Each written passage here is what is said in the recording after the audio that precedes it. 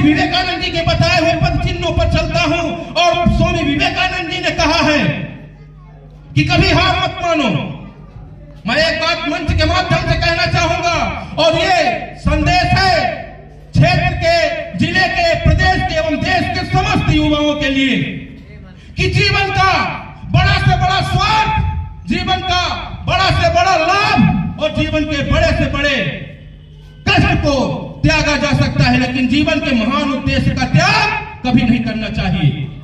मित्रों, जीवन के महान उद्देश्य के पालन के लिए, जीवन के महान उद्देश्य और महान लक्ष्य की प्राप्ति के लिए बड़े से बड़े स्वार्थ का त्याग कर देना उचित है, बड़े से बड़े प्रेम का त्याग कर देना उचित है।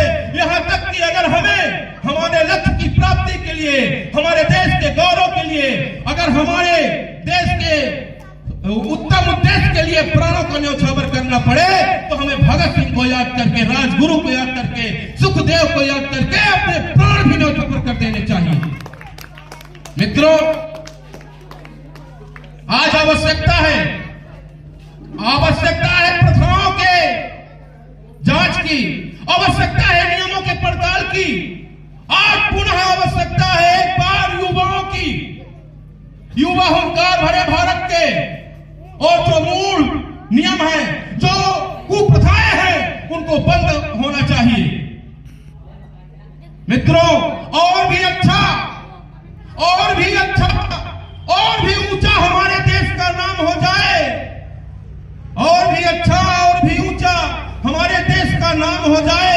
हर एक हिंदू विवेकानंद और हर एक मुस्लिम कलाम हो जाए।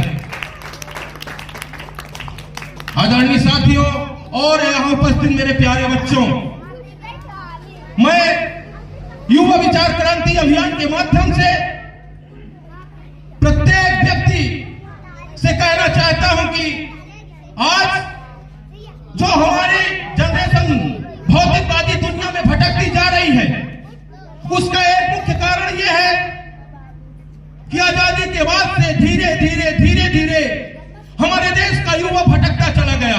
हमारे देश का युवा आज पूरा नहीं है, किंतु मैं कहना चाहता हूं कि हमारे देश का युवा भटका हुआ है और हमें हमारे देश के युवा को पुनः एक बार सही मार्ग में लाना होगा। वो बेकार नहीं है, भटका हुआ है। अगर कोई व्यक्ति भटक गया है तो उसे मार्ग बताने की जिम्मेदारी आपकी है, हमारी है, और जो अपने आप को समाज का अगुवा समझता है उसकी जिम्मेदारी है। और जब हमारे देश का युवा भटके हुए मार्ग से वापस पुनः सदमार्ग पर आ जाएगा तो हमारे सामने ये बैठी हमारी पीढ़ी निश्चित ही विवेकानंद और कलाम बनेगी, इसमें कोई संदेह नहीं है। मैं एक बात कहना चाहूंगा नौजवान साथियों से, संघर्षों के साए में असली आजादी पलती है और इतिहास उधर उड़ जाता है जिस ओर जवानी चलती है। आपकी युवा अवस्था अरे देश के काम आ जाए तो सौभाग्य है, इस धरती के काम आ जाए तो ये हमारा जन्म लेने का उद्देश्य समझो पूरा हो गया है।